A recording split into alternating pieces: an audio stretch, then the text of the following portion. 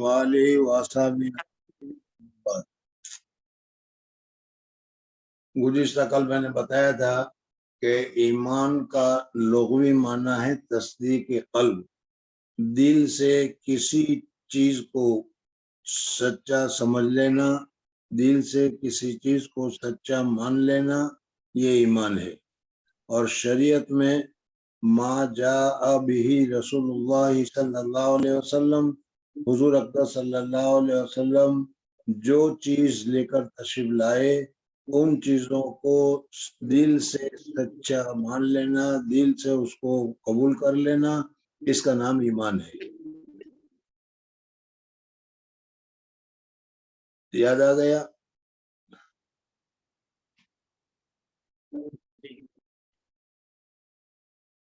अब अगर इसके मुतालिक अब जो ईमान की तफसीलात है, उस तफसीलात को समझने से पहले एक बात ये समझ ले, जो गुज़िश्ता कल मैंने कहा था कि तस्दीक क़ल्बी दिल से माजा अभी रसूलुल्लाह सल्लल्लाहु अलैहि वसल्लम, हुजूर अकबर सल्लल्लाहु अलैहि वसल्लम जो शरीयत लेकर आए, जो अहकामात लेकर आए, इनमें जिन जिन चीजों के मुतालिक ईमान लाना, सच्चा जानना, सच्चा मानना जरूरी है, वो बहुत ही ज्यादा जरूरी है।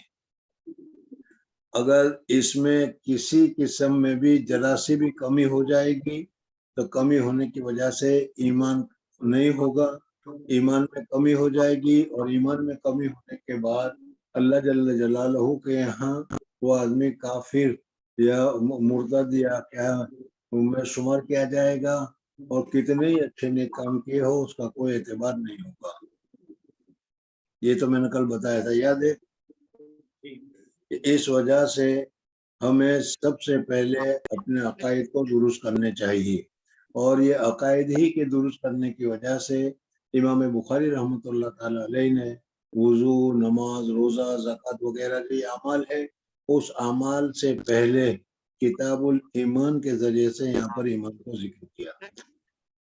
अब अगर आदमी के ईमान कामिल है लेकिन अमल में किसी किस्म की कोई कोताही है, अमल में किसी किस्म की कोई कमी है, नमाज उसकी छूट गई है, रोजे उसके छूट गए हैं, या जिन चीजों को अल्लाह ताला ने मना किया था, शराब पीने को मना किया था, जिना करने को मना किया था, लेकिन उससे वो हो गया है, तो ईमान के होने की वजह से ये आदमी दायमी तौर पर हमेशा के लिए वो जहन्नम में नहीं जाएगा। दो सूरतें हैं, या तो अल्लाह तबारक व तआला अपना फजल फरमाए, अल्लाह तबारक व तआला करम फरमाए और अल्लाह तबारक व तआला उसकी मग़फ़िरत फरमा दे तो वो जन्नत में जाएगा।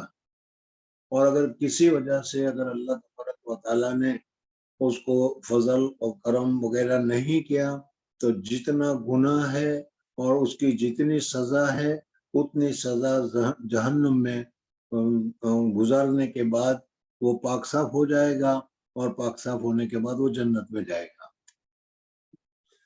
लेकिन अगर जिन जिन चीजों पर ईमान लाना जरूरी है वो तमाम चीजों को दिल से सच्चा जानना, दिल से सच्चा मानना जरूरी है। इनमें अगर सबको मानता है लेकिन एक बात को नहीं मानता तो एक बात को न मानना सब बात को न मानने के बराबर है। जैसा कि मैंने मिसाल में गुज़िश्ता कल बताया था कि पूरे कुरान पाक को और पूरे कुरान पाक की तमाम आयतों को वो मानता है लेकिन एक आयत को वो नहीं मानता, तो उस एक आयत के न मानने की वजह से पूरे कुरान को न मानने वाला करार दिया जाएगा, अकायद में ईमान में कमी हो जाएगी, और इस कमी होने की वजह से इस आदमी की अल्लाह जल्ल जलालहू के यहाँ मग़फ़िरत नहीं होगी। अल्लाह तबारक व तआला के यहाँ मग़फ़िरत के लिए ईमान का होना जरूरी है। अब ये किन किन चीजों पर ईमान होना जरूरी है उसके मुतालिक मैंने गुज़िश्ता कल में बताया था कि ये इल्म अकाइद या इल्म कलाम का मसला है, اور آپ حضرات نے شرح عقائد یا عقیدہ تحویہ وغیرہ پڑھی ہوگی، لیکن اگر نہ ہو تو آسانی کے لیے میں نے بتایا تھا کہ حضرت اقدس تھانوی رحمۃ اللہ تعالیٰ علیہ نے بیشتی زیور کے پہلی جلد میں جہاں عقائد وغیرہ کو تذکرہ کیا ہے، تقریباً سبھی عقیدوں کو جو ایمان کے اجزاء ہے جس کو ماننا ضروری ہے، امام صاحب حضرت اقدس تھانوی رحمۃ اللہ تعالیٰ علیہ نے بیشتی زیور میں اس کو لکھا ہے، اور آپ حضرات نے اس کو دیکھ بھی لیا ہوگا، اور اگر نہ دیکھا ہو تو ہوگا تو پھر دیکھ لینا اور یہ سوچ لینا کہ یہ ان چیزوں پر ہمارا عقیدہ ہے یا ہمارا عقیدہ نہیں ہے۔ اگر نہیں ہے تو عقیدوں کو درست کریں، اور اگر ہے تو اللہ تعالیٰ کا شکر ادا کریں اور ان عقیدے کے مطابق ہمیشہ زندگی گزاریں۔ حضور اقدس صلی اللہ علیہ وسلم نے ایک حدیث آپ نے سنی ہوگی، ابھی بخاری کے درس کے ساتھ تو اس کی ضرورت تو نہیں ہے، لیکن آپ کو اچھی طریقے سے ایمان کی وضاحت ہو جائے اس وجہ سے بتا رہا ہوں کہ حضور اقدس صلی اللہ علیہ وسلم نے فرمایا کہ بنی اسرائیل 72 فرقوں میں تقسیم ہو گئے تھے۔ حضور اقدس صلی اللہ علیہ وسلم نے فرمایا کہ میری یہ امت 73 فرقوں میں تقسیم ہو جائے گی۔ صحابہ کرام رضوان اللہ تعالی علیہ مجمعین نے حضور اقدس صلی اللہ علیہ وسلم سے پوچھا تو حضور اقدس صلی اللہ علیہ وسلم نے فرمایا کہ ایک فرقہ اس میں ناجی ہوگا اور دوسرے سارے کے سارے فرقے جو ہوں گے وہ غیر ناجی و نجات پانے والے نہیں ہوں گے۔ صحابہ کرام رضوان اللہ تعالی علیہ مجمعین نے حضور اقدس صلی اللہ علیہ وسلم سے پوچھا کہ یا رسول اللہ صلی اللہ علیہ وسلم، جو جماعت جو فرقہ ناجی ہوگا اس کی علامت اور اس کی نشانی کیا ہے؟ حضور اقدس صلی اللہ علیہ وسلم نے فرمایا کہ ما انا علیہ و اصحابی، جس راستے پر، جس طریقے پر، جس عقیدے کے اوپر میں اور میرے صحابہ ہیں وہ فرقہ ناجی ہوگا، اور جس نے اس میں کمی بیشی کی وہ فرقہ ناجی نہیں ہوگا۔ اب ظاہر بات ہے کہ حضور اقدس صلی اللہ علیہ وسلم کے ارشاد کے مطابق 72 تو کیا 73 اور 73 کے بھی فرقے میں فرقے وغیرہ ہو، کبھی اور بھی بہت سارے فرقے ہو گئے، اور ہر ایک فرقہ کہتا ہے کہ ناجی فرقہ ہم ہے۔ سمجھ میں نہیں، کوئی بھی فرقہ اپنے آپ کو غیر ناجی قرار نہیں دیتا، ہر ایک اپنے آپ کو ناجی قرار دیتا ہے۔ سب سے پہلے جو یہ امت میں تقسیم شروع ہوئی تو سب سے پہلا جو آدمی پیدا ہوا اس کا نام ہے جہم ابن صفوان۔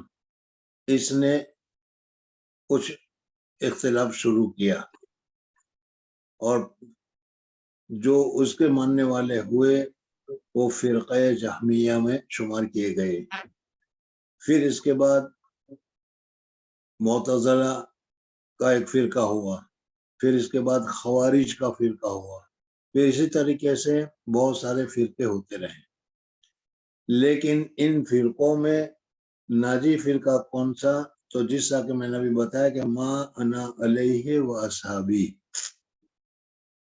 جس راستے پر، جس عقیدے پر حضور اقدس صلی اللہ علیہ وسلم فرماتے کہ میں ہوں اور میرے صحابہ ہیں وہ ناجی ہے، اور جو میرے طریقے سے خلاف ہے، صحابہ کے طریق عقائد سے خلاف ہے، وہ غیر ناجی ہے۔ یہ اس کا مطلب ہوا۔ اب ما انا علیہ اصحابی کو آسانی کی وجہ سے یا انہی الفاظ سے استدلال کرتے ہوئے اہل سنت والجماعت، حضور اقدس صلی اللہ علیہ وسلم کے طریقے والوں کو اہل سنت قرار دیا، والجماعت جماعت صحابہ یعنی حضور اقدس صلی اللہ علیہ وسلم کے صحابہ کرام۔ تو جو لوگ حضور اقدس صلی اللہ علیہ وسلم اور صحابہ کرام کی جماعت کے ساتھ ہوں گے وہ ناجی ہوں گے، اور ان کے علاوہ جو ہوگا وہ غیر ناجی ہوگا، یا دوسرے لفظوں میں اہل سنت والجماعت، اہل سنت والجماعت یہ فرقہ ناجیہ ہے، اور ان کے علاوہ دوسرے جتنے بھی فرقے ہیں، چاہے جہمیہ ہو، معتزلہ ہو، خوارج ہو، یا اس کے علاوہ جو دوسرے فرقے ہیں، وہ سب کے سب فرقہ غیر ناجیہ ہے۔ موجودہ زمانے میں جہاں بہت ساری کیا خرابیاں ہیں، اور جس طریقے سے کالے کو سفید کہا جاتا ہے، اسی طریقے سے بعض گمراہ فرقوں نے اپنا نام ہی لگا رکھا اہل سنت سنی۔ پتہ نہیں سمجھ میں آ رہا کہ نہیں؟ سمجھ میں آیا نہیں؟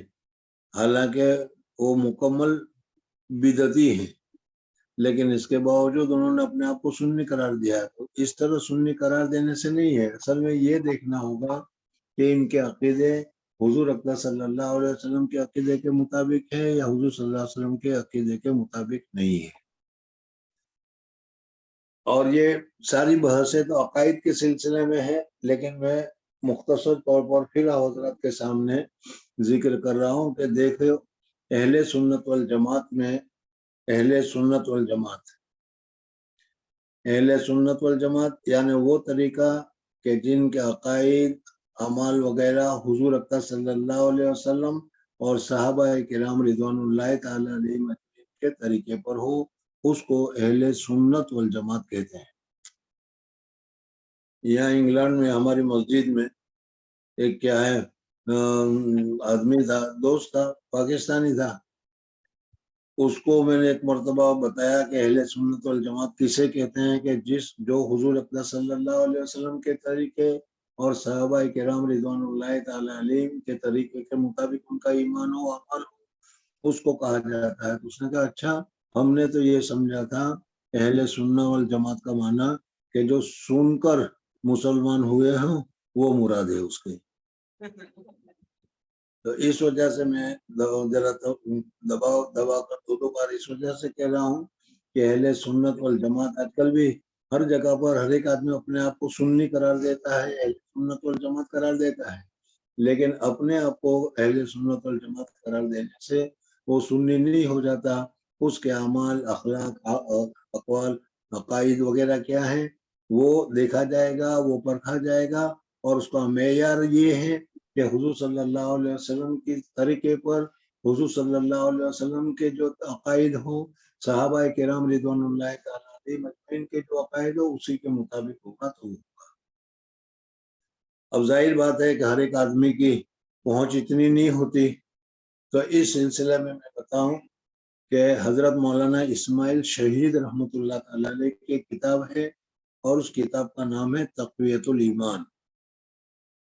اگر یہ کتاب بازار میں ملتی ہے، چھوٹی سی ہے، اردو میں ہے، اس تقویت الایمان میں جو عقائد اور جو باتیں لکھی گئی ہے وہ سب کے سب ایمان کی باتوں میں سے ہے، اور ان سب کو ماننا ضروری ہے، بغیر اس کے معنی معتبر نہیں ہوگا۔ تقویت الایمان۔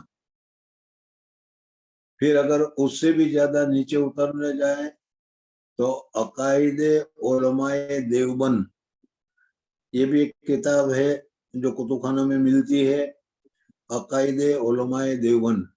اس کتاب کو خرید لو اور اس میں دیکھو کہ علماء دیوبند کے عقائد کیا کیا ہیں، اور وہ عقائد ہمارے ہیں یا نہیں، اس کے مطابق عمل کرنے سے تمہارا ایمان پورا ہو جائے گا۔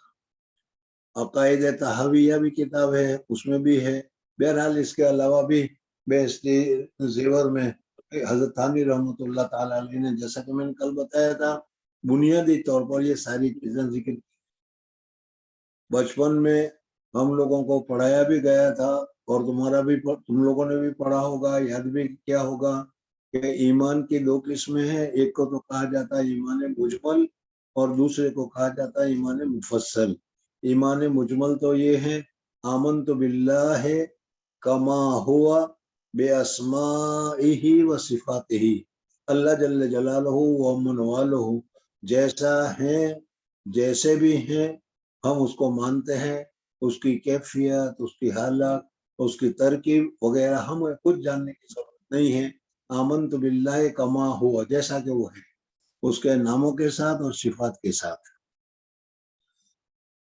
وقبل تو جمیع احکام ہی و ارکانی، اور اللہ جل جلالہ و من والوں نے جتنے احکام نازل کیے، جتنے ارکان نازل کیے، وہ سب کو ہم مانتے ہیں. اس نے کہا کہ سود نہیں لینا چاہیے، ہم مانتے ہیں کہ نہیں لینا چاہیے. اس نے کہا کہ شراب نہیں پینا چاہیے، ہم جانتے اور مانتے ہیں کہ شراب نہیں پینا چاہیے. سمجھ میں آ گیا؟ آمنت باللہ کما ہوا باسماءہ و صفاتہ و قبلت جمیع احکامہ و ارکانہ. یہ ایمان مجمل ہے. اور ایمان مفصل کیا ہے؟ آمنت باللہ و ملائکتہ و کتبہ و رسلہ. سمجھ میں آنے؟ یہ جو ہے یہ ایمان مفصل ہے.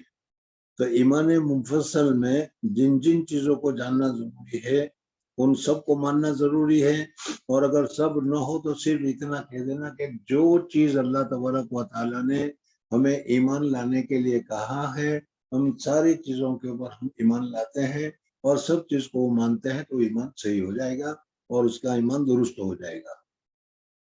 تو اس کے لیے تقویت الایمان ہے، عقائد علماء دیوبند ہے وغیرہ بھی دیکھ لیں. بات چل رہی تھی اہل سنت والجماعت کے اوپر. اور اہل سنت والجماعت میں کون کون سی جماعت داخل ہے؟ تو علماء فرماتے ہیں کہ اہل سنت والجماعت میں 4 جماعتیں داخل ہیں. ایک تو محدثین، اور دوسری صوفیہ، تیسرا ماتوریدیہ اور اشاعرہ. اور یہ کیا ہے؟ شرح عقائد میں آپ لوگوں نے اس کو دلائل کے ساتھ پڑھا ہوگا، اس وجہ سے اس کو پوری بتانے کی ابھی ضرورت نہیں ہے. اسی طریقے سے فقہ احناف، شوافع، مالکی اور حنبلی، اگرچہ یہ چاروں مسلک صورت کے اعتبار سے الگ الگ ہے بعض احکام میں، لیکن یہ فرق ہادیہ میں اہل سنت والجماعت میں ان سب کا شمار ہوتا ہے. عقائد میں تم نے سنا ہوگا کہ ماتوریدی کا عقیدہ یہ ہے، اشعری کا عقیدہ یہ ہے. ماتوریدی اور اشعری کسے کہتے ہیں؟ ماتوریدی تو یہ کیا ہے؟ اہل سنت والجماعت کا یہ حضرت امام ابو حنیفہ رحمۃ اللہ علیہ کے شاگردوں کے شاگرد ہیں.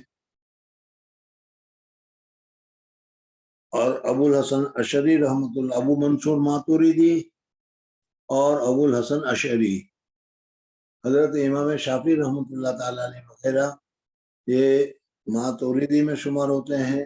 اور امام ابو حنیفہ رحمۃ اللہ تعالیٰ علیہ نہ، اشاعرہ وہ لوگ ہیں جو امام اوزاعی وغیرہ سے نقل کیا جاتا ہے، اور ماتوریدی میں امام ابو حنیفہ رحمۃ اللہ وغیرہ ہے. اشاعرہ میں اصل جو جس طریقے سے حنفی کے مشہور بانی امام ابو حنیفہ، امام شافعی ہے، اسی طریقے سے عقائد میں ابو الحسن اشعری رحمۃ اللہ تعالیٰ علیہ، اور اسی طریقے سے کیا ہے ماتوریدیہ میں جو ہے وہ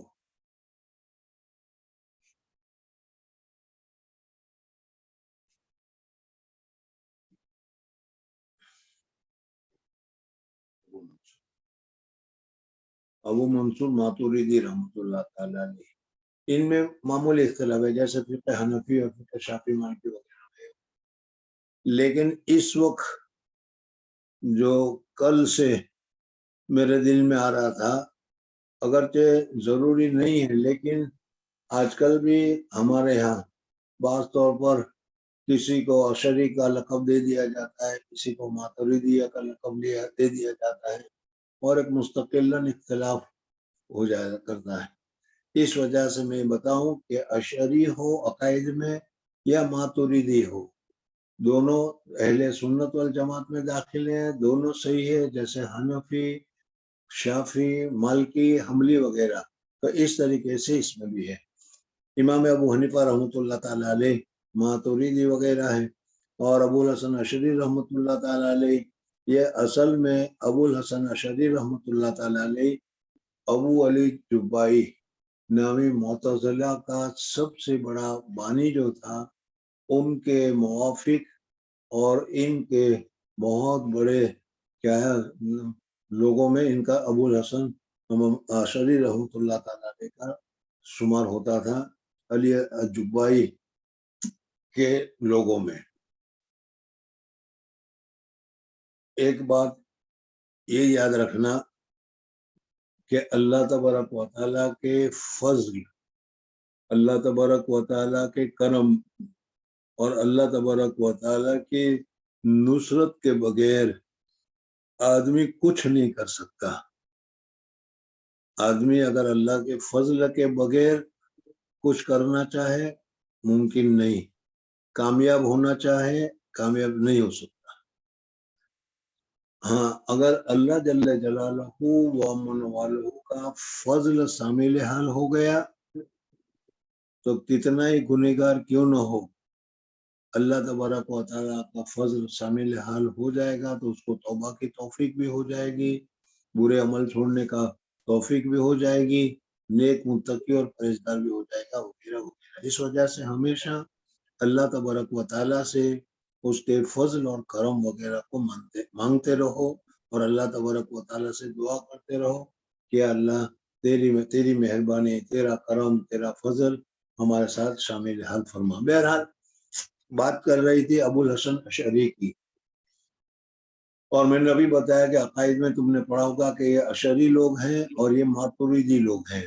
इमाम अबू हनीफा रहमतुल्लाह ताला अलैह मातुरीदी की तरफ मंसूब किए जाते हैं और इमाम शाफी, इमाम मालिक रहमतुल्लाह ताला वगैरह अशाइरा की तरफ मनकुल किए जाते हैं। लेकिन ये असल कहाँ से है और किस तरीके से है, इसमें बहुत ही ज्यादा अजीब अल्लाह तबारक व तआला का कमल है, अल्लाह तबारक व तआला का कमाल है और अल्लाह तबारक व तआला का फजल है। इस वजह से मैं ये बता रहा हूँ कि अबुल हसन अशरी रहमतुल्लाह ताला अलैह, अब तो ये हमारे अकीदे में आ गए, हमारे लाइन में आ गए, सुन्नत वल जमात में आ गए, लेकिन इससे पहले ये अबू अली जुब्बाई जो मुअतज़िलियों का सबसे बड़ा सरदार था, इनके लोगों में थे और हर वक्त मुअतज़िला का जो मजहब है, उस मुअतज़िली मजहब को दलाइल के जरिए से लोगों को समझाया करते थे। यानी दूसरे लफ्जों में मुअतज़िला के सबसे बड़े क्या है वो आलिमों में शुमार होते थे।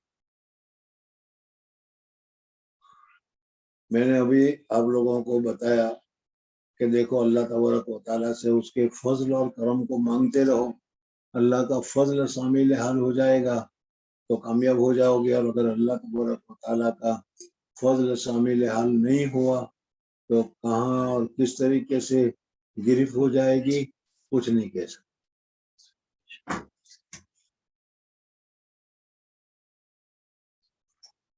अबुल हसन अशरी रहमतुल्लाह ताला अलैह, मैंने अभी जैसे बताया कि अबू अली जुब्बाई यानी मुअतज़िली पक्के मुअतज़िली थे। एक मरतबा रमजान आया तो रमजान में उन्होंने एहतिकाफ किया। जब रमजान में एहतिकाफ किया, पहला ही अशरा था, तो उसमें रात को ख्वाब देखा। ख्वाब में हुजूर अकरम सल्लल्लाहु अलैहि वसल्लम तशरीफ लाए और तशरीफ लाने के बाद हुजूर अकरम सल्लल्लाहु अलैहि वसल्लम ने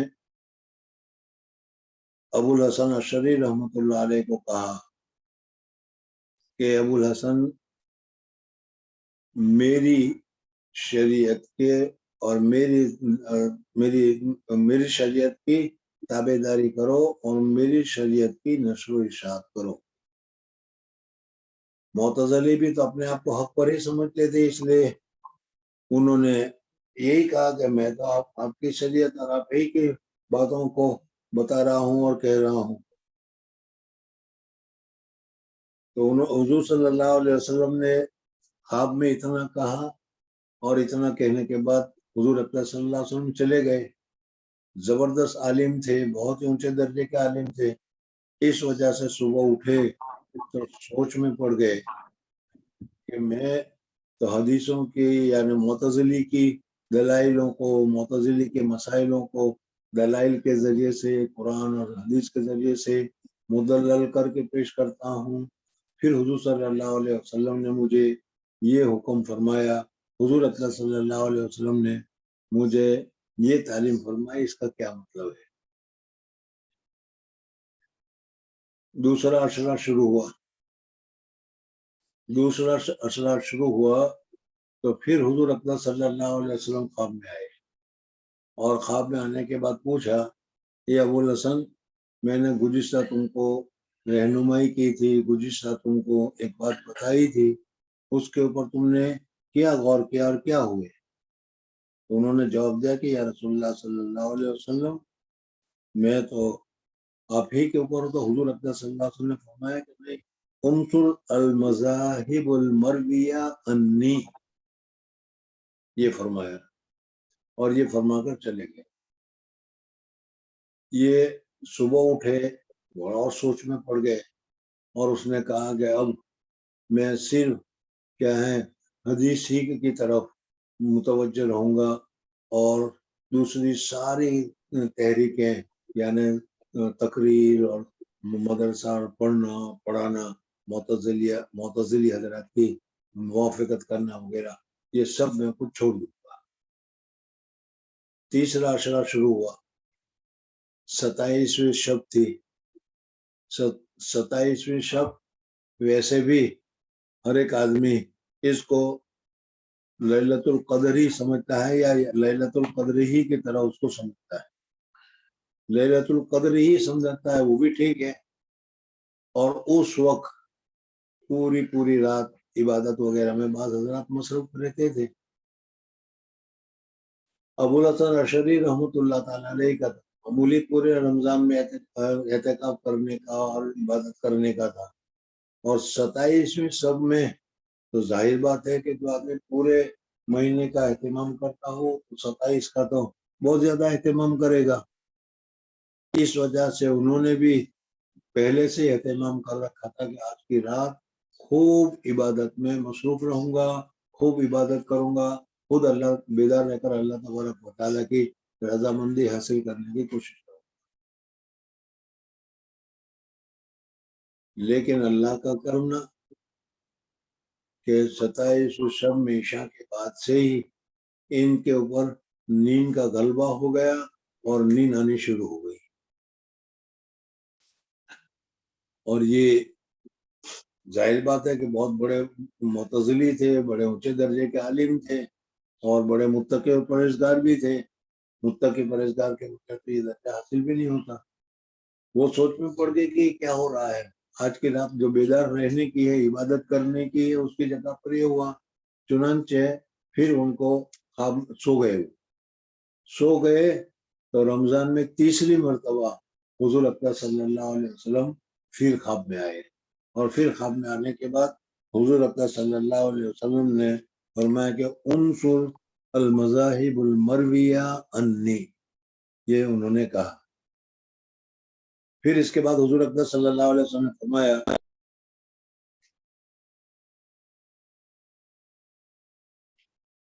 کہ ابو الحسن میں جانتا ہوں اب یہ کتنی اونچی بات ہے اور کتنا اونچا مرتبہ ہے اور درجہ ہے، میں تو نہیں سمجھتا، لیکن آپ حضرات کو اگر کچھ پتا چلتا ہو تو پتا چلے گا کہ حضور اکرم صلی اللہ علیہ وسلم نے فرمایا کہ اے ابو الحسن، اللہ جل جلالہ و من والہ کی تمہارے اوپر خصوصی توجہ ہے، اللہ جل جلالہ و من والہ کی خصوصی رحم و کرم تمہارے اوپر ہے، اس وجہ سے میں اس سے زیادہ تم کو نہیں بتاتا، نہیں کہہ سکتا۔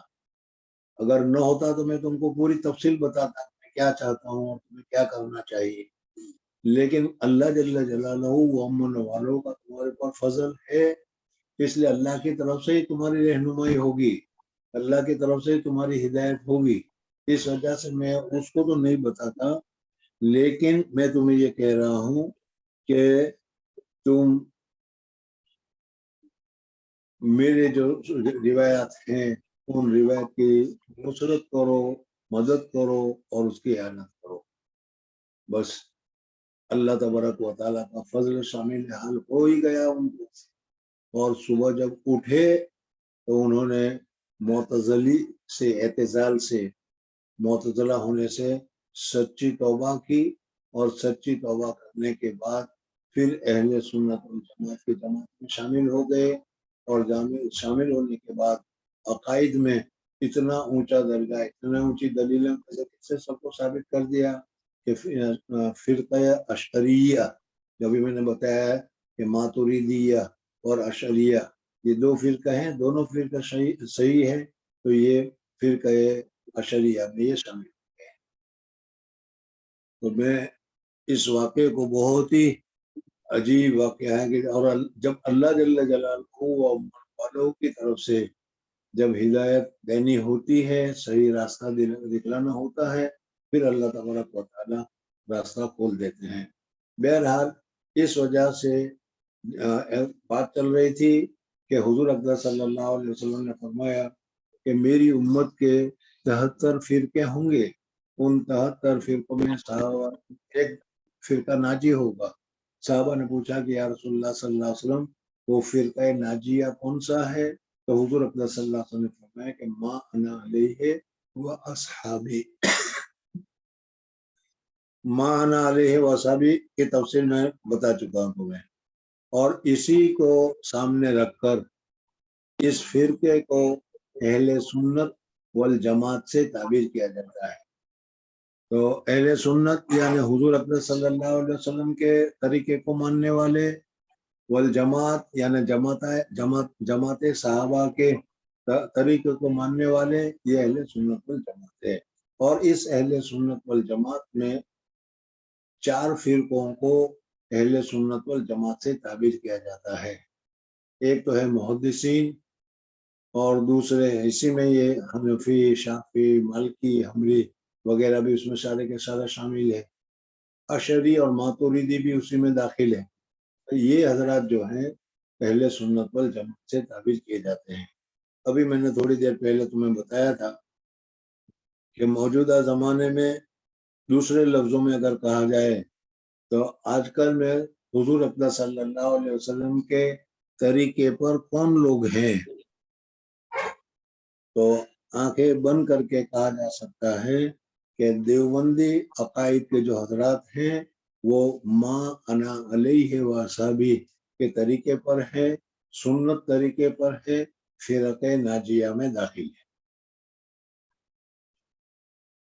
اب تم یہ کہو گے تو پھر جو اہل سنت آج کل ہمارے یہاں کہا جاتا ہے وہ تو بدعتی حضرات ہیں. تو بدعتی حضرات نے اگرچہ اپنے کو سنی قرار دے دیا ہے، لیکن قرار دے دینا کوئی معتبر نہیں ہے. دیکھنا چاہیے کہ ان کا عمل، ان کا عقیدہ حضور صلی اللہ علیہ وسلم کی سنتوں کے مطابق ہے، حضور اکرم صلی اللہ علیہ وسلم کے طریقے کے مطابق ہے یا نہیں ہے. بہرحال اس اعتبار سے میں نے کہا کہ موجودہ زمانے میں جو کہا جاتا ہے کہ دیوبندی عقائد، دیوبندی جو فرقہ ہے وہ فرقہ ناجی جماعتوں میں داخل ہے، اس وجہ سے کہ وہ صلی اللہ علیہ وسلم اور صحابہ کرام رضوان اللہ علیہ مجمعین کے طریقے کے اوپر ہے. حضور اکرم صلی اللہ علیہ وسلم کا جب زمانہ تھا تو حضور اکرم صلی اللہ علیہ وسلم کے زمانے میں حضور اکرم صلی اللہ علیہ وسلم کے ایمان اور نور کی وجہ سے اور ہاؤس سے جو نورانیت ملتی تھی وہ اتنی نورانیت تھی کہ گھر ہو، گھر سے باہر ہو، دن ہو، رات ہو، ہر وقت حضور اکرم صلی اللہ علیہ وسلم کی نورانیت کی وجہ سے سب جگہ نور ہی نور تھا، چمک ہی چمک تھی. اور اس وجہ سے کہیں بھی ضلالت، گمراہی یا کیا ہے شیطانیت نہیں تھی. صحابہ کرام رضوان اللہ تعالی علیہ مجمعین نے حضور اکرم صلی اللہ علیہ وسلم سے براہ راست یہ نعمتیں حاصل کی تھی. اس وجہ سے حضور اکرم صلی اللہ علیہ وسلم کے صحابہ کرام رضوان اللہ تعالی علیہ مجمعین کے دلوں میں بھی کوئی شک کوئی شبہ وغیرہ نہیں تھا. جیسے بہت زوردار ابھی سورج کی روشنی ہے تو اس سورج کی روشنی اتنی زوردار ہے کہ جس کی وجہ سے گھر میں بھی جہاں چاہے تم دیکھو کہیں ماچس کی ضرورت نہیں پڑے گی, کہیں لائٹ کی ضرورت نہیں پڑے گی, اسی لائٹ میں سب کچھ نظر آ جائے گا. لیکن جہاں یہ لائٹیں کم ہونی شروع ہوگی مغرب کے پہلے تو پھر اس صورت میں کسی اندر جگہ جاؤ گے لیکن کو لائٹ کی ضرورت پڑے گی, روشنی کی ضرورت پڑے گی. یہ مثال سمجھ میں آ گئی.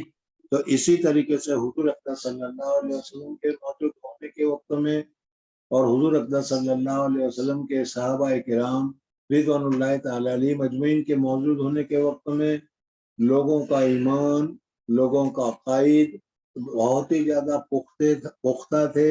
اس میں کسی قسم کا کوئی شک شبہ وغیرہ کچھ نہیں ہوتا تھا.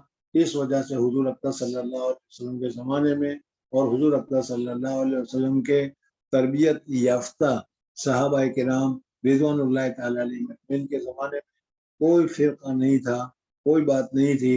ہر ایک حضور اقدس صلی اللہ علیہ وسلم کے مشکات نبوت سے فیض حاصل کرتے تھے.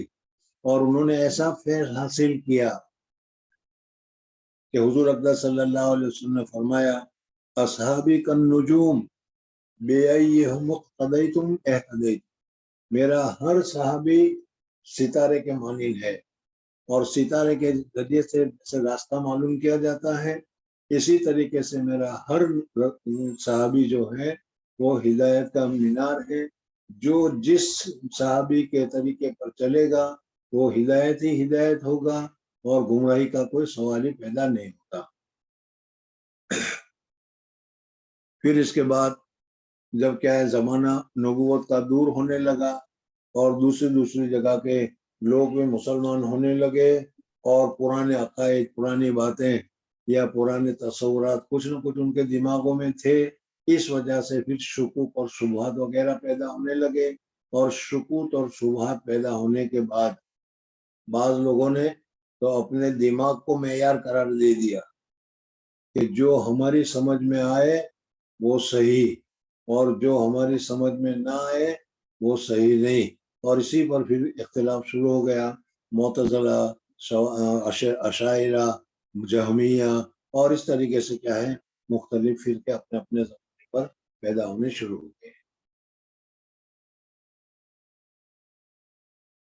یہ تو مختلف فرق کیسے پیدا ہوئے اور اس میں صحیح فرقہ کون سا, موجودہ زمانے کے اعتبار سے صحیح فرقہ کون سا, اور کیا ہے اس فرقے کی کیا ہے تفصیلات کیا ہیں, وہ آج میں نے تمہارے سامنے یہاں پر ابھی ذکر کی. اب اس کے بعد اب اصل کتاب کو شروع کرتے ہیں ہم, اور اس میں بتاتے ہیں کہ ایمان کسے کہتے ہیں. ابھی میں نے بتایا تھا تھوڑی دیر پہلے کہ تصدیق ایمان کے لوگ بھی مانے آتے ہیں, تصدیق قلبی کی دل سے کسی چیز کو سچا مان لینا, سچا سمجھ لینا. اور گزشتہ کل میں نے بتایا تھا کہ سچا جاننا یہ اور چیز ہے اور سچا ماننا یہ اور چیز ہے. ہرقل کے اور ابو طالب کے ایمان کے سلسلے میں یہ فرق میں نے تم کو بتایا تھا. تو ایمان کسے کہتے ہیں؟ ایمان کہتے ہیں کہ ما جا بھی رسول اللہ صلی اللہ علیہ وسلم, اللہ کی طرف سے رسول پاک کو جو باتیں بتائی گئی ان باتوں کو سچے دل سے صمیم قلب سے مان لینا اور اختیار کر لینا, اپنے آپ کو سپرد کر دینا یا کیا ہے اپنے آپ کو اس کے سامنے جھک جانا, اس کا نام ہے ایمان. حضرت یوسف علیہ السلام کے واقعے میں وہاں پر جو ذکر کیا گیا ہے اس میں یہی ذکر کیا گیا ہے کہ آپ ہماری باتوں کو نہیں مانیں گے یعنی سچا نہیں سمجھیں گے. تو دل سے تصدیق کر لینا ضروری ہے.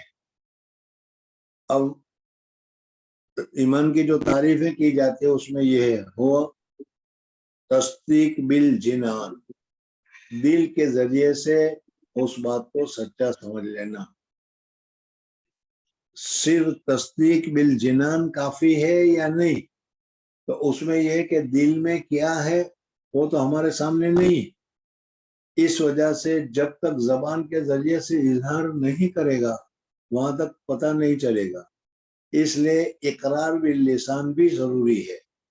اگر کوئی آدمی اپنے دل میں اللہ تبارک و تعالیٰ کو ایک مانتا ہے لیکن زبان سے اقرار نہیں کرتا تو ہم لوگوں کے سامنے کس کے دل میں کیا ہے، دل کی بات ہم نہیں جانتے، اس وجہ سے اگر اسے پوچھا جائے کہ بھئی تم مسلمان ہو یا نہیں تو اس وقت اس کو اقرار کرنا پڑے گا کہ ہاں میں مسلمان ہوں، تو یہ اقرار باللسان ضروری ہے۔ تصدیق بالجنان دل سے سچا سمجھنا، اقرار باللسان زبان سے اقرار کرنا لا الہ الا اللہ محمد رسول اللہ، اور تیسرا اعمال بالارکان، نماز ہے وہ فرض ہے وہ پڑھنا چاہیے، روزہ ہے وہ فرض ہے وہ کرنا چاہیے، زکوٰۃ جو ہے وہ فرض ہے وہ کرنا چاہیے، حج فرض ہے وہ کرنا چاہیے، یہ اعمال بالارکان۔ تو اب گویا کہ ایمان سمجھ لو کہ 3 چیزوں کے مجموعے کا نام ہو گیا، تصدیق بالجنان دل سے تصدیق کرنا، اور اقرار باللسان زبان سے اقرار کرنا، اور تیسرا اعمال بالارکان نماز وغیرہ پڑھنا، ارکان کو ادا کرنا۔ اگر یہ تینوں چیز ہے تو مسلمان ہے وہ، مومن ہے وہ۔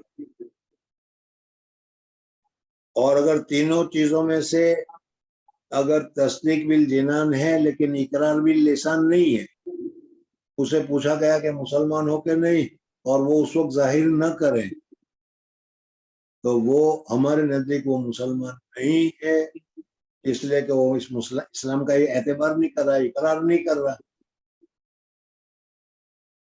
اگر کوئی آدمی اپنے ایمان کو چھپاتا ہے، جیسے حبشہ کے بادشاہ نے اپنے ایمان کو چھپایا تو وہ ایمان معتبر ہے، لیکن جب ضرورت ہوگی اس وقت زبان سے اقرار کرنا ضروری ہوگا۔ جب زبان سے اقرار کرے گا تو اس کے اوپر احکامات اسلامیہ نافذ ہوں گے، اس کو مسلمان قرار دیا جائے گا۔ تو اب یہاں پر سوال یہ پیدا ہو گیا کہ ایمان صرف تصدیق قلبی کا نام ہے یا تصدیق قلبی کے ساتھ اقرار باللسان بھی ضروری ہے؟ اگر اقرار باللسان ضروری ہے تو اقرار باللسان شرط کا درجہ ہے یا رکن کا درجہ ہے؟ اور آپ حضرات جانتے ہیں کہ شرط اور رکن دونوں میں فرق ہے۔ نماز کے لیے وضو شرط ہے اور قرآن پاک کی تلاوت کرنا رکن میں داخل ہے۔ اگر اقرار باللسان رکن میں داخل ہے تو جو آدمی اقرار باللسان نہیں کرے گا تو مسلمان نہیں ہوگا، تو پھر اس صورت میں تو وہ کیا ہے، حبشہ کے بادشاہ کا مسئلہ پھر گڑبڑا جائے گا۔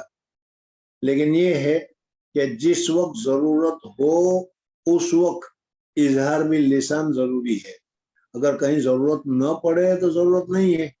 اللہ تبارک و تعالیٰ کے ہاں تمہارا مسئلہ ہے، اللہ تبارک و تعالیٰ کے ہاں تم مسلمان ہو، تو یہ شرط کا درجہ ہے، رکن کا درجہ نہیں۔ پھر اس کے بعد اعمال جو ہے، یہ اعمال نماز پڑھنا، روزہ رکھنا، یہ شرط کا درجہ ہے یا شرط کا درجہ نہیں ہے، اس میں بھی اختلاف ہے۔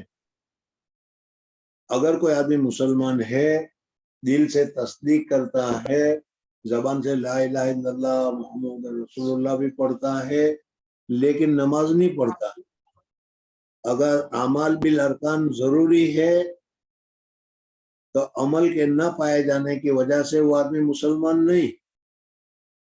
اگر نماز نہیں پڑھتا مسلمان نہیں، زکوٰۃ نہیں دیتا مسلمان نہیں، کیا شراب پی مسلمان نہیں۔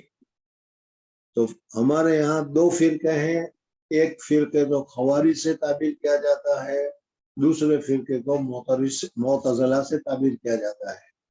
خوارج تو یہ کہتے ہیں کہ اعمال ضروری ہے، اگر کسی آدمی نے ایک نماز نہیں پڑھی تو ایک نماز نہ پڑھنے کی وجہ سے، اللہ تبارک و تعالیٰ کے حکم کو نہ ماننے کی وجہ سے وہ آدمی مسلمان نہیں ہے، اس کو مسلمان قرار دے دیا جائے۔ اس لیے جو کلمہ پڑھتے ہیں، تصدیق بھی ہے، لیکن نماز نہیں پڑھتے، روزہ نہیں رکھتے، زکوٰۃ نہیں دیتے، شراب پیتے ہیں، زنا کرتے ہیں، وغیرہ وغیرہ، یہ ان حضرات کے یہاں تو کافر ہے، مسلمان ہے ہی نہیں۔ معتزلہ جو ہے ان کا اختلاف ہے، وہ فرماتے ہیں کہ منزلتم بین المنزلتین، دو میں سے ایک جگہ پر ہوں گے۔ ایمان ہونے کی وجہ سے وہ جہنم میں تو نہیں جائیں گے، اس لیے کہ ایمان والا جو ہے وہ جہنم میں نہیں جائے گا، لیکن اللہ تبارک و تعالیٰ کے حکم کے نہ ماننے کی وجہ سے، نماز نہ پڑھنے کی وجہ سے، روزہ نہ رکھنے کی وجہ سے وہ جنت میں بھی نہیں جائے گا۔ تو یہ کہتے ہیں یہ جنتی بھی نہیں، جہنم بھی نہیں، درمیان میں ان کا حصہ ہوگا، یہ معتزلہ کہہ رہے ہیں۔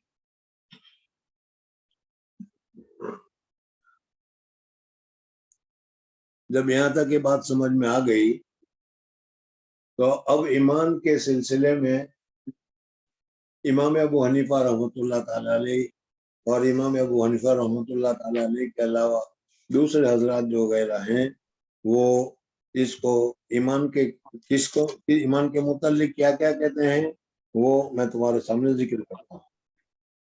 التصدیق بما علم مجیء رسول اللہ صلی اللہ علیہ وسلم، حضور اقدس صلی اللہ علیہ وسلم جو چیز لے کر تشریف لائے ان چیزوں کو ماننا، دل سے سچا ماننا، جاننا نہیں، ماننا۔ دیکھو کیا کہتے ہیں، ہرقل بادشاہ تھا، وہ جانتا تھا، مانتا نہیں تھا۔ حضرت ابو طالب جانتے تھے، مانتے نہیں تھے، اس وجہ سے وہ ہمارے نزدیک مسلمان نہیں ہے۔ اور کیا ہے، ملک حبشہ کا بادشاہ حضور اقدس صلی اللہ علیہ وسلم کی چیزوں کو اس نے مان لیا، لیکن اپنے دل میں اس نے چھپا کے رکھا، تو یہ ایمان کو چھپا کے رکھنا یہ جائز اور درست ہے، اس وجہ سے وہ مسلمان ہے۔ اور جب اس کا انتقال ہو گیا تو حضور اقدس صلی اللہ علیہ وسلم نے اس کی جنازے کی نماز۔ تو ایمان کہتے ہیں وہ تصدیق بالقلب، دل سے تصدیق کرنا، اقرار باللسان، زبان سے اقرار کرنا، لیکن زبان سے اقرار کرنا شرط ہے کہ زبان سے اقرار کرنا رکن ہے، اس میں ہمارے یہاں بھی اختلاف ہے، بعض حضرات کے یہاں شرط ہے، بعض حضرات کے یہاں رکن ہے۔ اور تیسرے نمبر پر آئے گا اعمال بالارکان، تو گویا کہ یہ تینوں چیزوں اگر ہوگی تو اس صورت میں وہ مومن ہوگا۔ لیکن ایمان کی دو صورتیں ہیں، ایک تو ہے نفس ایمان اور ایک ہے کامل ایمان، یہ دونوں میں فرق ہے۔ محدثین کے یہاں یا امام ابو حنیفہ رحمۃ اللہ تعالیٰ علیہ کے یہاں یا فرقہ جہمیہ وغیرہ کے یہاں یہ جو کیا ہے بتایا جاتا ہے، وہ یہ کہتے ہیں کہ صرف ایمان کافی ہے۔ حضور اقدس صلی اللہ علیہ وسلم فرمایا من قال لا الہ الا اللہ دخل الجنہ، جس آدمی نے لا الہ پڑھ لیا، ایمان آ گیا تو وہ جنت میں داخل ہوگا۔ وَإِن زنا وَإِن سرق وَإِن زنا وَإِن سرق، اس لیے یہ فرماتے ہیں کہ اعمال کی ضرورت نہیں ہے، اعمال صرف ایمان نجات کے لیے کافی ہے۔ امام ابو حنیفہ رحمۃ اللہ تعالیٰ علیہ بھی یہی فرماتے ہیں کہ نفس ایمان، جس کو میں نے گزشتہ کل تمہیں بتایا تھا ایمان منجی، یعنی وہ ایمان جو نجات دینے والا ہے پورا، 40 ہو، 50 ہو، 60 ہو، 70 ہو، جتنی چیزیں ہو سب کا سب ایک ہے۔ قرآن پاک کی 6600 آیتیں ہیں، لیکن یہ 6600 آیتیں جتنی بھی ہیں سب کو ماننا ضروری ہے، ایک کو نہیں مانے گا تو پورے قرآن کو نہ مانے، بتایا جائے۔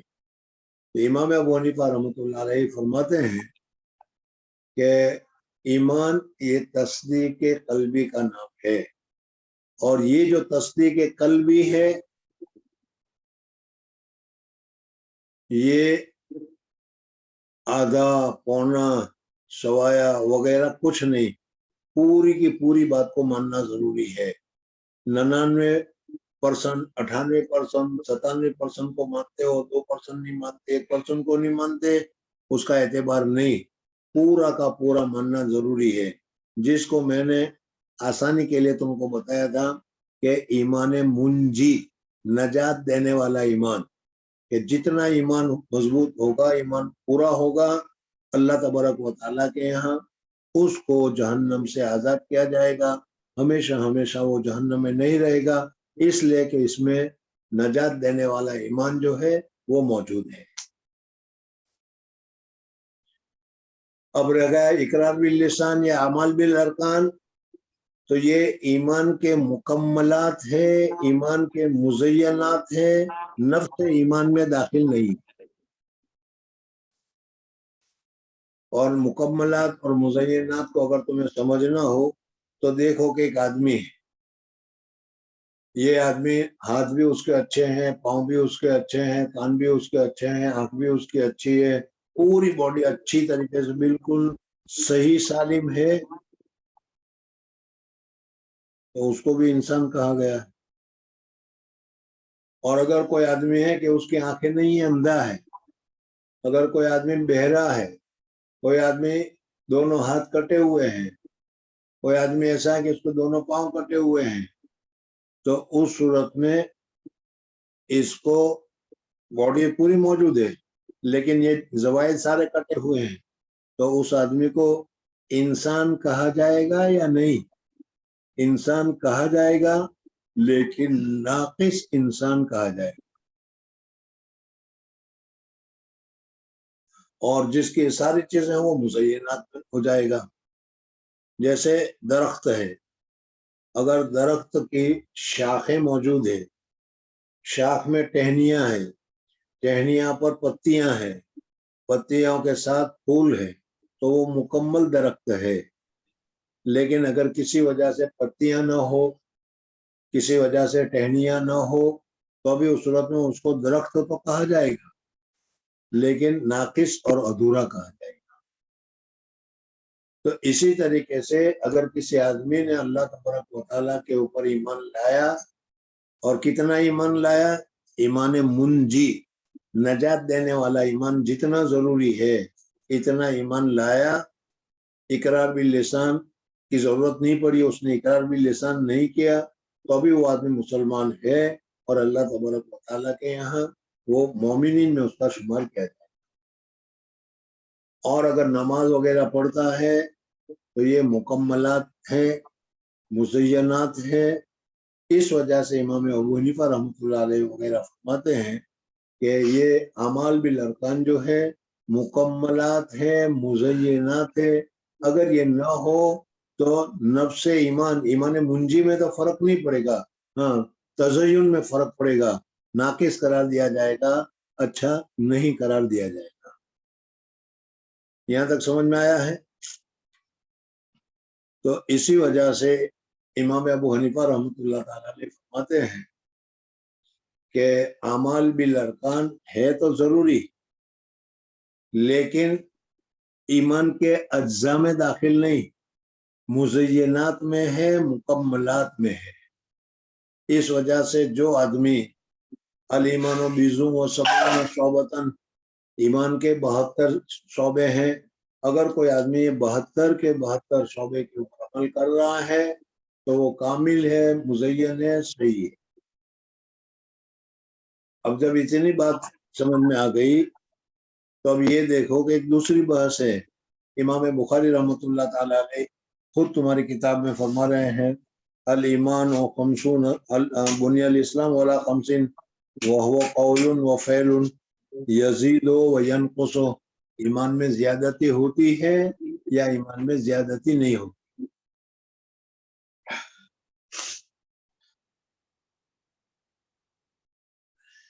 ایمان میں زیادتی ہوتی ہے یا ایمان میں زیادتی نہیں ہوتی؟ محدثین امام شافعی، امام مالک رحمۃ اللہ تعالیٰ علیہ وغیرہ یہ سب فرماتے ہیں ایمان میں زیادتی بھی ہوتی ہے، ایمان میں کمی بھی ہوتی ہے۔ امام ابو حنیفہ رحمۃ اللہ علیہ فرماتے ہیں ایمان منجی جس کو کہا، میں نے یاد رکھنا ہے منجی کا لفظ، ایمان منجی میں نہ زیادتی ہوتی ہے نہ کمی ہوتی ہے، یعنی جتنے ایمان پر نجات موقوف ہے پورا ماننا ضروری ہے، پورا مانو گے تو نجات ملے گی، اگر اس میں سے 1% کو بھی اگر نہیں مانو گے تو نجات نہیں ملے گی۔ سمجھ میں آ گیا؟ یا دوسرے لفظوں میں اسی بحث کو سمجھنے کے لیے اس طریقے سے بھی سمجھا جاتا ہے کہ ایمان بسیط ہے یا ایمان مرکب ہے۔ بسیط 2-3 چیزوں سے ملا کر بنایا گیا ہو، جیسے عقیدہ، عقیدہ کے بعد اظہار، اظہار کے بعد اعمال، یہ 3 چیزوں سے ملا کر ایمان بنایا گیا ہے۔ تو ان حضرات کے یہاں ایمان مرکب ہے، اور امام ابو حنیفہ رحمۃ اللہ علیہ فرماتے ہیں کہ ایمان مرکب نہیں، ایمان جتنا ضروری ہے اتنا ضروری ہے، اس میں نہ کمی صحیح ہے نہ بیشی صحیح ہے، بلکہ جتنا ایمان منجی ضروری ہے اتنا ایمان ضروری ہے۔ تو اب بس بحث یہ ہو گئی کہ امام ابو حنیفہ رحمۃ اللہ تعالی کے نزدیک ایمان بسیط ہے، اس کے اجزاء نہیں، اور امام شافعی رحمۃ اللہ علیہ، امام بخاری رحمۃ اللہ علیہ وغیرہ محدثین فرماتے ہیں کہ ایمان میں یزید و ینقص، ایمان میں کمی بھی ہوتی ہے، ایمان میں زیادتی بھی ہوتی ہے۔ اب ایمان کے بسیط کے سلسلے میں نے ابھی تمہارے سامنے ذکر کیا تھا کہ ایک فرقہ ہے وہ یہ کہتا ہے کہ من قال لا الہ الا اللہ دخل الجنہ وَإِن زنا وَإِن شرق وَإِن زنا وَإِن سرق۔ یہ حضرات کہتے ہیں نفس ایمان جنت میں جانے کے لیے کافی ہے، اعمال کی مطلقاً ضرورت نہیں ہے۔ یہ فرقہ بہت ہی زیادہ امید والا ہے، بہت ہی زیادہ آسانی والا ہے، اس وجہ سے اس کو کیا ہے، اس فرقے کا نام کیا نام بتایا تھا میں نے اس فرقے کا؟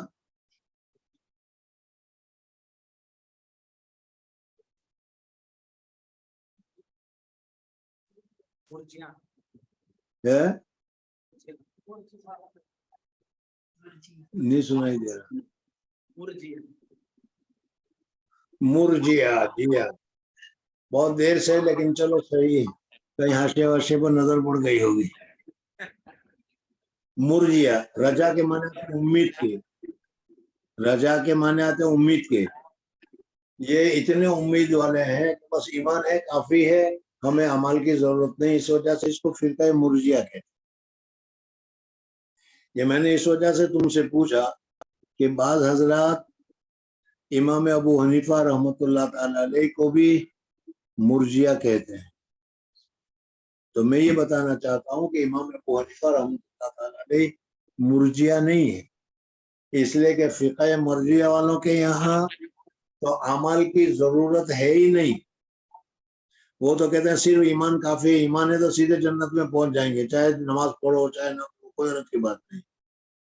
اور امام ابو حنیفہ رحمۃ اللہ علیہ فرماتے ہیں کہ ایمان کے ساتھ اعمال کی ضرورت تو ہے، لیکن انسان کے لیے جس طریقے سے کپڑا، جس طریقے سے سوٹ، جس طریقے سے شیروانی، جس طریقے سے جبہ، جس طریقے سے امامہ وغیرہ کی ضرورت ہے کہ جس کے ذریعے سے وہ مزین ہوتا ہے، اس طریقے سے اعمال تزئین کے لیے ہے، بغیر تزئین کے بھی وہ آدمی تو رہتا ہی ہے، اس وجہ سے دونوں میں فرق ہو گیا۔ فرقہ مرجیہ جو ہے وہ تو اعمال کو کسی طریقے سے ضروری قرار ہی نہیں دیتے، لیکن امام ابو حنیفہ رحمۃ اللہ علیہ فرماتے ہیں کہ اعمال کی بھی ضرورت ہے، اس وجہ سے امام ابو حنیفہ رحمۃ اللہ تعالی علیہ کو مرجیہ کہنا صحیح نہیں ہے، بلکہ امام ابو حنیفہ رحمۃ اللہ تعالی علیہ بھی دوسرے اہل سنت والجماعت کی طرح، محدثین کی طرح کیا ہے،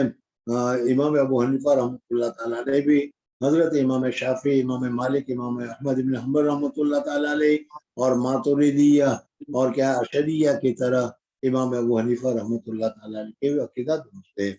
इमाम अबू हनीफा रहमतुल्लाह अलैह फरमाते हैं कि ईमान मुंजी जो है, नजात वाला ईमान, इस नजात वाले ईमान में न कमी हो से लायन कसो वाला यजीद। उसके बाद जो यजीद कमी बेशी जो होती है वो कमी बेशी ज्यादती की है, तज़य्युन की है, कमालियत की है और कामिल ईमान की अलामत में से ये सारी चीजें शामिल हो गई। यहाँ तक समझ में आया? जब यहाँ तक समझ में आया तो ये बताओ कि इमाम अबू हनीफा रहमतुल्लाह ताला अलैह या मुहद्दिसीन वगैरह के दरमियान में कोई इख्तिलाफ है, या इमाम बुखारी रहमतुल्लाह ताला अलैह अभी अल ईमान व यजीद व यनकुसु, ईमान बढ़ता भी है और ईमान कम होता भी है वगैरह की मुस्तकिलन बहस शुरू करेगी। और इमाम बुखारी रहमतुल्लाह ताला अलैह कुरान की आयतों से, हदीस के आयतों से, हदीसों से भी हर जगह से दलाइल के जरिए से साबित करेंगे कि अल ईमान व यजीद व यनकुसु। लेकिन हकीकत के एतबार से देखने जाएं तो ये इख्तिलाफ लफ्जी है। हकीकत में इमाम अबू हनीफा रहमतुल्लाह ताला अलैह और इमाम बुखारी रहमतुल्लाह ताला अलैह वगैरह के दरमियान में इख्तिलाफ है ही नहीं। इमाम अबू हनीफा भी वही कहते हैं, इमाम बुखारी भी वही कहते हैं, लेकिन ताबीर का फर्क है। गिलास में पानी है, आधा गिलास पानी है। एक आदमी देखकर कहता है कि गिलास आधा खाली है और दूसरा कहता है कि आधा भरा हुआ है, तो दोनों बराबर कह रहे हैं, लेकिन फर्क है। तो इसी तरीके से इमाम अबू हनीफा रहमतुल्लाह ताला अलैह ने फरमाया कि ईमान ला यज़ीदु वला यनकुसु, वो ईमान मुंजी है। इमाम शाफी रहमतुल्लाह अलैह वगैरह फरमाते हैं, इमाम बुखारी रहमतुल्लाह अलैह फरमाते हैं कि अल ईमान यज़ीदु व यनकुसु, ईमान में ज्यादती भी होती है, कमी भी होती है। नमाज पढ़ने से मुज़य्यन हो गया, लेकिन अगर आदमी नमाज नहीं पढ़ेगा तो फिर कहे मुर्जिया की तरह कोई नुकसान नहीं होगा, ये बात नहीं है। मुअतज़िला की तरह काफिर हो गया या मुअतज़िला की तरह बिल्कुल क्या है मंज़िलतुन बैन मंज़िलतैन आ गया। इमाम अबू हनीफा ये नहीं कह रहे हैं, वो तो ये कह रहे हैं कि अगर नमाज नहीं पढ़ेगा तो गुनाह होगा और गुनाह की सजा के बाद उसको अगर अल्लाह ताला माफ कर दे तो ठीक है, और अगर माफ ना करे तो अल्लाह तबारक व तआला उसको उस गुनाह की जितनी सजा है उतनी सजा जहन्नम में रखने के बाद अल्लाह तबारक व तआला खुलूद फिन नार, हमेशा हमेशा जो काफिरों को जहन्नम में रखा जाएगा, इस तरीके से इस आदमी को हमेशा हमेशा जहन्नम में नहीं रखा जाएगा, उसको जहन्नम से निकाला जाएगा। तो अल्फाज के एतबार से इमाम साहब, इमाम शाफी रहमतुल्लाह अलैह, इमाम बुखारी रहमतुल्लाह अलैह वगैरह के दरमियान इख्तिलाफ है, लेकिन हकीकत के एतबार से इन दोनों के दरमियान में लफ्जी इख्तिलाफ है, हकीकी माने में इख्तिलाफ नहीं है। इस वजह से इमाम अबू हनीफा को मुर्जिया कहना सही नहीं है, बल्कि इमाम अबू हनीफा रहमतुल्लाह ताला अलैह भी अहले सुन्नत वल जमात में शामिल।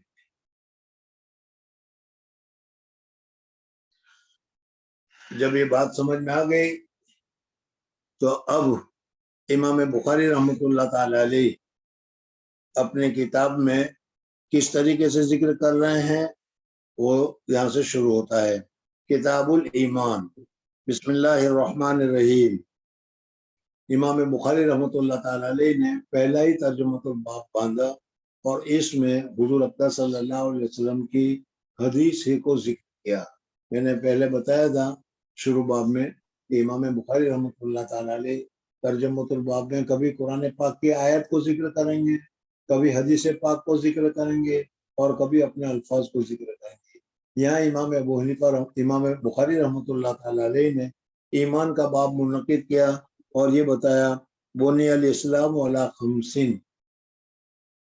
बाद हजरत शेख नवर अल्लाह मरकज़ो फरमाते थे कि आज तक यानी हजरत शेख के जमाने तक तो किसी आदमी ने इमाम अबू हनीफा रहमतुल्लाह ताला अलैह को और इमाम बुखारी रहमतुल्लाह ताला अलैह को दोनों को मद्दे मुकाबिल जिक्र नहीं किया, बल्कि यही कहा कि मुहद्दिसीन یا فقہا کے درمیان میں جو اختلاف ہے وہ اختلاف لفظی ہے، حقیقی اختلاف نہیں ہے.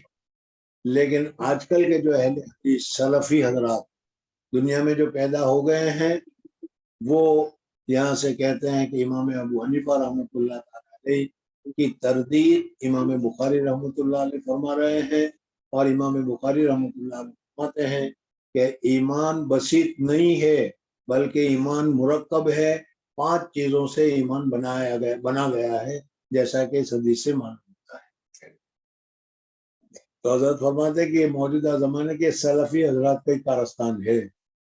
امام ابو حنیفہ رحمۃ اللہ تعالی علیہ نے کہیں کبھی نہیں کہا کہ لا الہ الا اللہ پڑھنے کے بعد اگر وہ نماز نہیں پڑھا تو وہ کافر نہیں ہوگا، فاسق ہوگا، لیکن کافر تو نہیں کہا، اور ایمان سے نکلنے والا بھی نہیں کہا، اور یہ بھی نہیں کہا کہ نماز پڑھو تو بھی کیا، نہ پڑھو تو بھی کیا، بلکہ امام ابو حنیفہ فرماتے کہ نماز ضروری ہے. امام بخاری رحمۃ اللہ تعالی علیہ بھی یہی فرما رہے ہیں. اس وجہ سے ایمان مرکب ہے یا ایمان بسیط ہے، یہ جو الفاظ ہے ابھی میں نے تفصیل بتائی، اس تفصیل کے اعتبار سے کوئی اختلاف نہیں ہے، سب کا یکساں ہے. امام صاحب رحمۃ اللہ علیہ فرماتے ہیں کہ ایمان کے بعد اگر نماز پڑھے گا، روزہ رکھے گا، تو درخت جیسے شاخ ہوتی ہے، شاخ میں ٹہنیاں ہوتی ہے، ٹہنیاں میں پتیاں ہوتی ہے، پتیوں میں پھر اس کے بعد کیا ہوتا ہے، پھل پھول وغیرہ لگتا ہے، کامل درخت سمجھا جاتا ہے، کامل انسان سمجھا جاتا ہے. اس طریقے سے یہ چیزیں جو ہے کامل ایمان کی علامت ہے، نفس ایمان کی علامت نہیں ہے. امام بخاری رحمۃ اللہ علیہ بھی یہ فرماتے ہیں کہ نفس ایمان میں تو کمی بیشی نہیں ہوتی، وہ تو مکمل ہے، لیکن ہاں ان چیزوں کے ذریعے سے ایمان میں تزین ہوگا، ایمان میں زینت آئے گی، کمال آئے گا، اور یہ کامل علامت کی نشانیاں ہیں. تو معال کے اعتبار سے، آخر کے اعتبار سے دونوں کے دونوں کیا ہے، سب کے سب برابر. باب قول نبی صلی اللہ علیہ وسلم بنی الاسلام والا خمسین، اسلام کی بنیاد 5 چیزوں پر ہے. حضور اقدس صلی اللہ علیہ وسلم نے مثال کے طور پر بتایا کہ ایک گھر ہوتا ہے، اس گھر میں 4 دیواری ہوتی ہے، اور درمیان میں کیا سقف اور چھت ہوتا ہے، موب ہوتا ہے. اسی طریقے سے حضور اقدس صلی اللہ علیہ وسلم نے دین کے لیے بھی بتایا کہ دین کے بھی 4 بنیادی ستون ہے، نماز، روزہ، زکوٰۃ، حج اور ایمان. یہ ایمان درمیانی موب کی طرح ہے. تو اس طریقے سے اگر یہ ہوگا تو پورا مکان ہوگا، مکان سمجھا جائے گا، اور اگر اس میں کمی ہے تو وہ اتنی کمی قرار دی جائے گی. بنی الاسلام علی خمسین وہو قول و فعل. ایمان قولی ہے یا فعلی ہے. تصدیق قلبی الایمان، تصدیق قلبی اقرار باللسان و اعمال بالارکان. امام شافعی رحمۃ اللہ تعالی علیہ، امام بخاری رحمۃ اللہ علیہ فرماتے ہیں کہ اس 3 چیزوں کا نام ایمان ہے. اگر یہ تینوں چیزیں ہیں، تصدیق قلبی بھی ہے، زبان سے اقرار بھی ہے لا الہ الا اللہ، اور نماز بھی پڑھتا ہے، روزہ بھی رکھتا ہے، تو اس صورت میں اس آدمی کو کامل مومن کہا جائے گا اور مومن قرار دیا جائے گا. اب جتنی زیادہ نماز پڑھے گا، جتنا زیادہ روزہ رکھے گا، اتنی زیادہ اس کے ایمان میں قوت آئے گی، نورانیت آئے گی، زیادتی ہوگی. الایمان یزید و ینقص، امام بخاری رحمۃ اللہ تعالی علیہ.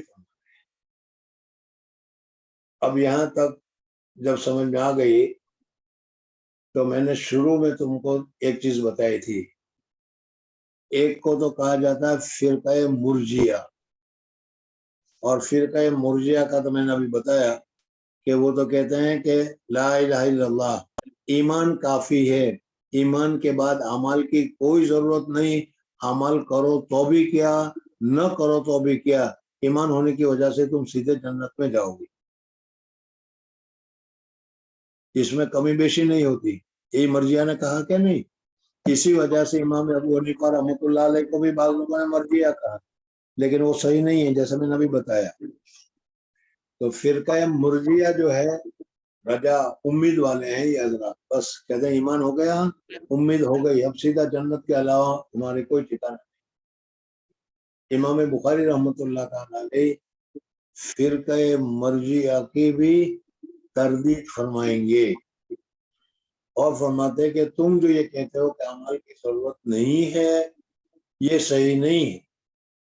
دیکھو قرآن کی آیت سے معلوم ہوتا ہے، حدیث سے معلوم ہوتا ہے کہ اعمال کی بھی ضرورت ہے۔ اس طریقے سے امام بخاری رحمۃ اللہ تعالی علیہ فرقہ مرجیہ کی تردید فرمائیں گے۔ اب آئندہ امام بخاری ابواب ذکر کریں گے اور اس سے کیا ہوگا وہ بتا رہا ہوں کہ امام بخاری رحمۃ اللہ علیہ یا تو تردید کریں گے فرقہ مرجیہ کی، یا امام بخاری رحمۃ اللہ تعالی علیہ تردید کریں گے معتزلہ کی اور خوارج کی۔ خوارج تو کہتے ہیں کہ آدمی نے گناہ کیا تو گناہ کرتے ہی ایمان سے نکل گیا، حالانکہ حضور اقدس صلی اللہ علیہ وسلم نے فرمایا کہ وَإِن زَنَا وَإِن سَرَقَ وَإِن زَنَا وَإِن سَرَقَ، اس وجہ سے وہ ایمان سے نہیں نکلا۔ اور تیسرا ہے معتزلہ کا کہ وہ یہ فرماتے ہیں کہ منزلتم بین المنزلتین، نہ جنت میں جائے گا نہ جہنم میں جائے گا۔ ان کا یہ عقیدہ بھی، ان کی یہ بات بھی غلط ہے، خوارج کی بات بھی غلط ہے، مرجیہ کی بات بھی غلط ہے۔ اس لیے اب یہاں سے امام بخاری رحمۃ اللہ تعالی علیہ باب الایمان میں مرجیہ کی تردید کریں گے، معتزلہ کی تردید کریں گے اور خوارج کی تردید کریں گے۔ لیکن خوارج کا جو مسئلہ ہے یا معتزلہ کا جو مسئلہ ہے وہ اتنا زیادہ نقصان کرنے والا نہیں، اس وجہ سے کہ ان لوگوں کے یہاں تو نماز پڑھنا ضروری ہے، نماز پڑھو گے تو مسلمان قرار دیے جاؤ گے، نماز نہیں پڑھو گے تو مسلمان نہیں قرار دیے جاؤ گے، یا تو پھر کیا ہے ایمان سے نکل جاؤ گے لیکن ایمان ہونے کی وجہ سے جنت میں نہیں داخل، جہنم میں داخل نہیں ہوں گے، تو منزلتم بین المنزلتین ہوگا۔ یہ دونوں فرقے غلط ہیں۔ امام بخاری رحمۃ اللہ تعالی علیہ ان کی تردید کریں گے، لیکن سب سے زیادہ نقصان دہ فرقہ جو ہے وہ فرقہ مرجیہ ہے۔ اور ہم لوگ بھی اہل سنت والجماعت میں ہونے کے باوجود اعمال کے اعتبار سے دیکھنے جاؤ تو ہمارا عمل بھی مرجیہ کے معنی میں بس ایمان کافی ہے، نماز پڑھے تو کیا، نہیں پڑھے تو کیا، روزہ رکھا تو کیا، نہیں رکھا تو کیا، داڑھی رکھی تو کیا، نہیں رکھی تو کیا۔ اس وجہ سے زیادہ تر امام بخاری رحمۃ اللہ تعالی علیہ زیادہ تردید جو کریں گے وہ فرقہ مرجیہ کی کریں گے۔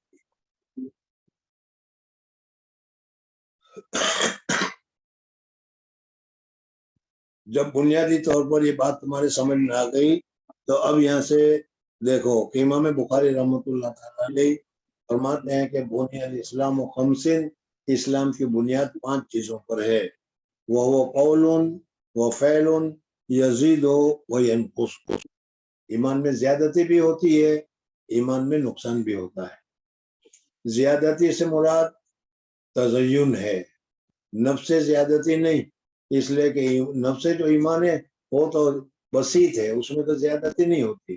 امام ابو حنیفہ بھی یہی کہتے ہیں، امام بخاری بھی یہی کہتے ہیں، لیکن یہاں پر امام بخاری رحمۃ اللہ علیہ فرماتے ہیں ایمان میں کمی بھی ہوتی ہے اور ایمان میں زیادتی بھی ہوتی ہے۔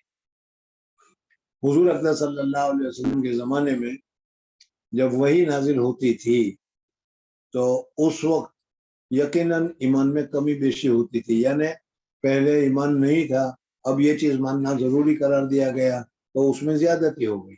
لیکن جب الیوم اکملت لکم دینکم واتممت علیکم نعمتی کے بعد اسلام مکمل ہو گیا تو اس مکمل ہونے کے بعد نفس ایمان میں اب کمی بیشی نہیں ہوتی، کمی بیشی جو ہوتی ہے وہ خارج میں ہوتی ہے اور تزین ہوتا ہے، زینت ہوتی ہے، کمال ہوتی ہے، اور اگر کمال کے لیے کہے تو ہم اس کو مانتے ہیں، اور ہمارا اور شافعی کا، ہمارا اور امام بخاری کا وغیرہ کا کوئی اختلاف نہیں ہے۔ اب امام بخاری رحمۃ اللہ تعالی علیہ سب سے پہلے تو قرآن پاک کی آیات کو تمہارے سامنے ذکر کر رہے ہیں، اور قرآن پاک کی آیات میں لیزدادوا ایمانا مع ایمانہم، تاکہ ہم اس کے ایمان کو ان کے ایمان کے ساتھ زیادتی کریں، وزدناہم ہدی وغیرہ۔ یہ قرآن پاک کی آیتوں کے ذریعے سے امام بخاری رحمۃ اللہ تعالی علیہ نے ترجمۃ الباب منعقد کیا۔ اور ترجمۃ الباب میں امام بخاری رحمۃ اللہ علیہ یہ بتانا چاہتے ہیں ایمان یزید و ینقص، ایمان میں زیادتی بھی ہوتی ہے اور ایمان میں کمی بھی ہوتی ہے، لیکن اب ایمان میں یزید و ینقص کی کیا تفصیل ہے وہ تمہارے سامنے میں نے ذکر کر دی۔ اب دلائل وغیرہ جو امام بخاری رحمۃ اللہ علیہ قرآن کی آیتوں کے ذریعے سے ذکر کر رہے ہیں، 6 آیتیں یہاں پر ذکر کی، درمیان میں پھر کچھ دوسرا ذکر کیا، پھر 2 آیتیں ذکر کی، اس کے متعلق انشاءاللہ آئندہ کل تمہارے سامنے تفصیل آئے گی اور پورا بتایا جائے گا۔ ابھی اتنی چیزوں کو جو آج میں نے 2 دن سے مستقلاً تم کو سمجھانے کی کوشش کی، اس کو اچھی طریقے سے سمجھ لینا، تو پھر اس صورت میں ایمان کی حقیقت ہمارے سامنے آ جائے گی۔ اللہ جل جلالہ و من والہ ہمیں کامل ایمان نصیب فرمائے اور کامل ایمان کے ساتھ اس دنیا سے جانا نصیب فرمائے۔ سبحان اللہ و بحمدہ، سبحانک اللہم و بحمدک، نشہد ان لا الہ الا انت، نستغفرک و نتوب۔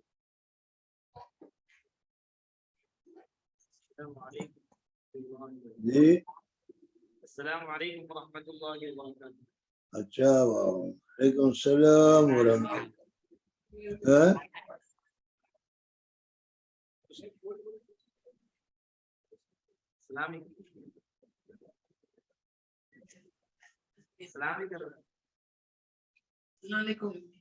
وعلیکم السلام ورحمۃ اللہ وبرکاتہ۔